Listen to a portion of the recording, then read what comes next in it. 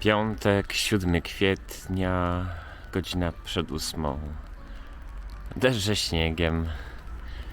Ale jak to moja żona stwierdziła, nawet lepiej niż ostatnio. I w sumie tak, ostatnio było -5 rano, a dzisiaj +1. Także szaleństwo. Można poczuć się lepiej od razu. Zapraszam. Dzisiaj trochę mniej przygotowań do świąt. I tu jest na przykład mazurek, który wczoraj Magdalena pokazywała, jak piecze. I już dziewczyny go udekorowały w międzyczasie. I tutaj chlas. Już żeśmy trochę zeżarli. Dobra, zawijam go z powrotem w papier, żeby się nie ssechł. No, a tak poza tym to przez kilka ostatnich dni robiłem tutoriale Godot i zacząłem tam sobie klikać jakiś prototypu gierki. Nie, tak naprawdę to robię tutorial i tam przerabiam go tak, żeby mi się bardziej podobało. No i fajna sprawa. Fajnie można robić gierki błyskawicznie w Godocie, da się zrobić, żeby to zaczęło działać, ruszać się, coś się dziać. No, tylko później trzeba to uzupełnić właśnie otoczką, czyli jakąś sensowną muzyką, jakimiś sensownymi efektami dźwiękowymi, jakimiś sensownymi grafikami, animacjami. I to będzie już zabawne, bo właśnie zaprogramowanie tego to w sumie jest prosta sprawa. Jak już się trochę ogarnia matematykę, trochę się ogarnia programowanie, to w zasadzie tylko trzeba sobie trochę pomyśleć i to się już samo układa z sobą. Jak coś nie idzie, to można szukać w Google, w Stack Overflow, można podpytywać ChatGPT. Okazuje się, że on też potrafi w Godocie pisać.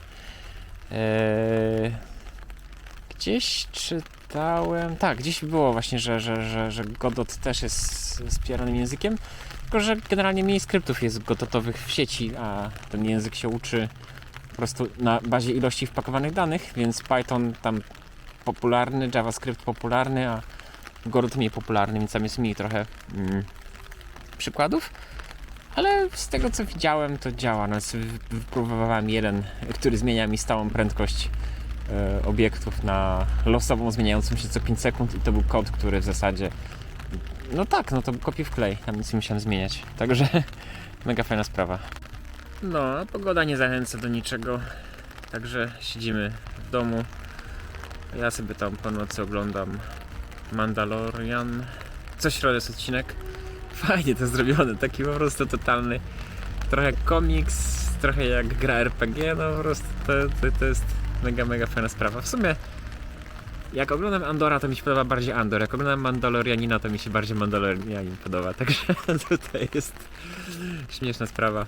No a w międzyczasie jeszcze Star Trek Picard też ma dobre momenty, natomiast nie jest to Strange New Worlds, czy jak to tam się nazywało z Pike'iem.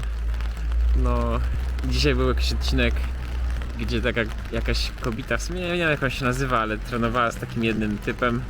A dobra, nie będę zdradzał, ale w każdym razie użyli muzyki takiej z Star Trek Motion Picture. Drugiego utworu z soundtracku Star Trek Motion Picture użyli w takiej jednej scence. Tylko problem był taki, że użyli tego motywu przez 5-7 sekund. Jak go tylko rozpoznałem, to teraz się skończył, także byłem rozczarowany.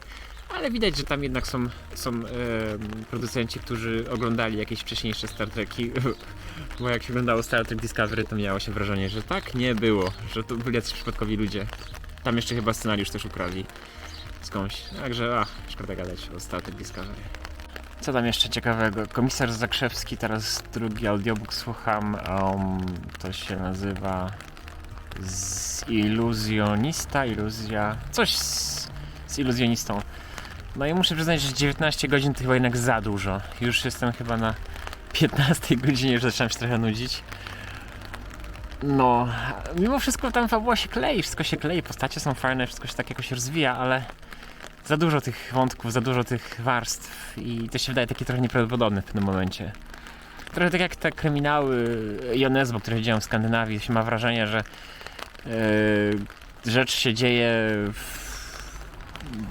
w jakiejś ogromnej ilości dialogów, akcji, złożoności, a tam 7 osób bierze udział. Podobnie tutaj też jest. No sobie chyba to jest taka wada kryminałów, albo może to jest taka cecha kryminałów charakterystyczna, że jest mnóstwo różnych warstw i wszystkie postacie się pojawiają w wszystkich kontekstach. Czyli cokolwiek tam się nie wydarzy, to kto się nie pojawi, to będzie za chwilę wracał i wracał. No także. No, fajne, ale chyba trochę za długie jednak. No a teraz dla odmiany powrócę do Outlife i może dowiem się czegoś więcej o jakichś rzeczach związanych z długim, zdrowym życiem. Także nic się nie dzieje, nic się chyba nie zadzieje dzisiaj, ale dobry dzień, jak to mawiają chińskie przekleństwo, obyś żył w ciekawych czasach. I chyba Pratchett też ten temat eksplorował. Ciekawe czasy, czy jakoś tak się nazywa, chyba książka z świata dysku. Albo mi się całkowicie coś pomyliło.